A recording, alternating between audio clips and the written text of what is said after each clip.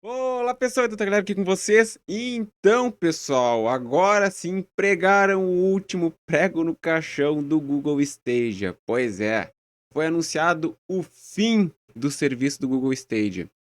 Em princípio, o serviço deve ser, enfim, vai seguir funcionando agora por mais alguns meses, mas a previsão é que a partir do dia 18 de janeiro, quem é assinante, quem tem um Stadia, não vai conseguir jogar mais nada. Pois é, os consoles, no caso, os Stadias, vão virar peso de papel. Essa que é a real. Pode ser peso de papel, pode ser apoio de porta, né, para a porta não bater com vento, pode ser de repente um banquinho para tentar pegar alguma coisa que tiver no alto.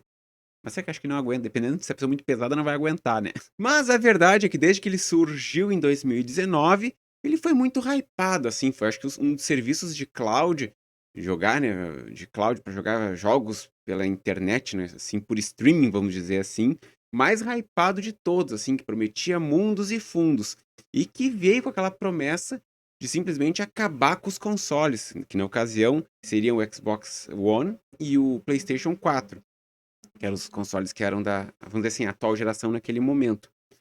Só que o problema, acho que do Stadia, o grande ponto que pegou contra o Stadia foi justamente essa necessidade de se ter um hardware específico para se rodar, para se poder rodar esse serviço de streaming.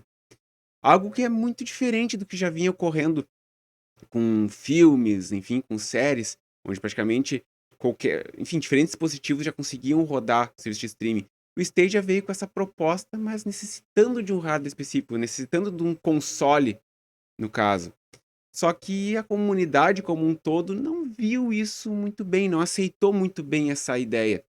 Que normalmente o pessoal que vai pros consoles, ou até mesmo enfim, pros PCs, mas vamos dizer assim, vamos pegar o exemplo dos consoles. O pessoal quer ter a sua biblioteca, o pessoal já tem, vamos dizer assim, tanto pelo lado da Microsoft com o Xbox, como pelo lado da Sony com o PlayStation, ou até mesmo com a Nintendo, o pessoal já tem um certo envolvimento com a marca.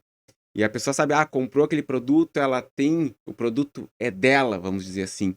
E com o Stadia, digamos que isso não acontecia. A pessoa comprava um console, mas os jogos não eram seus. Tudo bem, tinha biblioteca, rodava por streaming, tudo, mas ficava uma sensação, essa dependência de ter que ter uma conexão com a internet, tu tendo que ter um hardware, tu ia ter que levar ele para qualquer lugar, aliado com essa necessidade de ter que ter uma conexão internet, meio que, vamos dizer assim, são coisas contraditórias, a gente para analisar. Tem que ter um hardware específico junto com uma, dependendo de uma conexão internet. Tudo bem que alguns até podem falar, mas o serviço do xCloud, outros serviços de streaming, necessita ter internet. Óbvio, para rodar por streaming tem que ter uma conexão.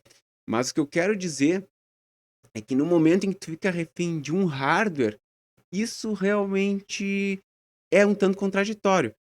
E o Stadia, vamos dizer assim, não era algo deveras, vamos dizer assim, portátil, que tu podia jogar em qualquer lugar. Tudo bem, que depois eles até expandiram para alguns modelos, para alguns smartphones, no que, vamos dizer assim, a Google estava vendo que o barquinho estava naufragando, tentou expandir para alguns equipamentos, mas tinham que ser celulares com smartphones, no caso, que rodassem Android, e que tivessem um certo poder de processamento. Não podia rodar não rodava em qualquer smartphone esse serviço.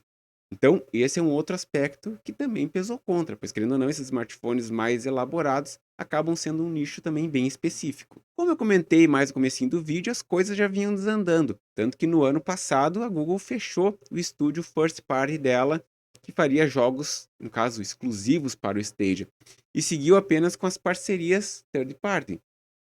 Só que o problema é que muitas vezes os third parties não são suficientes para manter uma plataforma, vamos dizer assim, viva. Essa que é a grande questão. Tudo bem eu realmente não conheço, não me lembro de nenhum first party que tenha sido feita por Stadia que tenha tido relevância. Realmente, até se vocês souberem, coloquem aqui nos comentários. Mas acho que faltou esse apelo, faltou ter um diferencial. Sem falar que o Stadia não era um produto barato, ele não era um hardware barato, que fosse muito baratinho, assim, que estimulasse algo que estimulasse a compra dele, ao invés de um PlayStation 4 ou de um Xbox One. Tem essa questão. Eu acredito que a Google cresceu muito o olho com relação ao Stadia. Acho assim que teve todo um hype inicial, tanto que teve a contratação da J.D. Raymond para fazer o desenvolvimento ali, para fazer toda essa, para tocar esse projeto do Stadia. Só que realmente eu acho que ele foi lançado essa questão assim da Google querer fechar o seu ambiente de uma forma, ou seja, para usar o Stadia, tem que usar o seu hardware, tem que ficar dentro daquele ambiente Google. Isso realmente quebrou. Porque a verdade é o seguinte: o usuário de PC, enfim, que joga no PC, dificilmente iria comprar um Stadia. Essa aqui é a realidade. E quem já tinha, no caso, um Xbox One ou um PlayStation 4, vamos falar a verdade, também dificilmente acabaria comprando um Stadia, levando-se em conta que os jogos seriam da mesma geração e teriam mais ou menos. E a potência dele seria equivalente a desses consoles. Ou seja, ele não trazia nada de inovador, a não ser o fato de poder se jogar por stream. Mas aí, nesse contexto todo, qual é que seria realmente a real vantagem de se jogar por stream dessa maneira? A grande verdade é que esses erros da Google com o Stadia serviram para mostrar o caminho das pedras do que não fazer, tanto para a Microsoft como para a Nvidia, por exemplo, com seus serviços de jogos por streaming. Porque realmente com essas empresas você não precisa depender de um hardware específico para rodar, que é justamente qual é que é o grande empecilho hoje das pessoas, vamos dizer assim, qual é o grande dificultador? É a pessoa ter um hardware para rodar aquele jogo e levando-se em conta o seguinte, que hoje nós estamos numa época em que os celulares, os smartphones são os devices, no caso, que praticamente todo mundo tem. Todo mundo, claro, entre aspas, né? Mas é o device que domina. O computador já não é uma parte fundamental das pessoas terem em casa, um equipamento que as pessoas têm que ter em casa. Então, muita gente realmente joga, acaba jogando celulares. Justamente porque os celulares, como eu já falei diversas vezes em lives aqui no canal, são a maior plataforma de jogos, assim, disparado. Seguida depois por consoles e depois pelos PCs. Então, esse que é o grande ponto.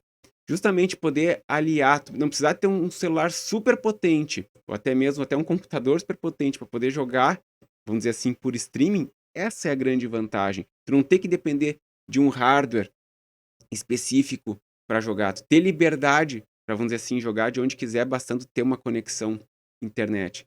Então, esse é o grande ponto, essa que é a grande vantagem de se jogar por streaming, tu não ter essas amarras. Essa é a verdade, a não ser só ter a amarra no caso da conexão internet, mas tu não ter que ficar refém de um hardware. Essa que é a grande questão. E a verdade é que a Microsoft e a Nvidia perceberam bem essa questão. Vamos dizer assim, ó, a Nvidia quase que cometeu um erro semelhante. E a própria Microsoft também ia cometer esse erro. Mas elas perceberam, vendo essa falha que o Google cometeu. E é estranho a Google não ter tentado mudar essa mentalidade ao longo do caminho. Talvez por medo de perder a credibilidade com aqueles que já tinham assinado o serviço e comprado, no caso, o hardware. Só que aí, acho que a opção de se manter essa lealdade com quem apostou no hardware do Stadia, a verdade é que agora jogaram tudo pro alto. E quem tem o Stadia, como eu falei, virou um peso de papel. A única parte boa, vamos dizer assim, para quem comprou, para quem investiu no Stadia, em jogos, quem comprou lá, no caso, na biblioteca do Stadia, os serviços lá, é que a Google vai se propor a fazer um refund, no caso, ressarcir as compras feitas na loja, porque afinal as pessoas não vão poder mais jogar, já que o serviço vai ser completamente desativado. Olha só o nível da coisa. Então, quem comprou, vamos dizer assim, jogos lá, a Google vai reembolsar. Mas, com relação ao console, é aquilo que eu falei, né? Você vai virar um bom peso de papel ou um apoio de porta. Mas e aí, o que vocês acham tudo isso? Deixa aqui nos comentários. Por hoje é só. Se inscreva no canal, like no vídeo, ative o sininho e até a próxima!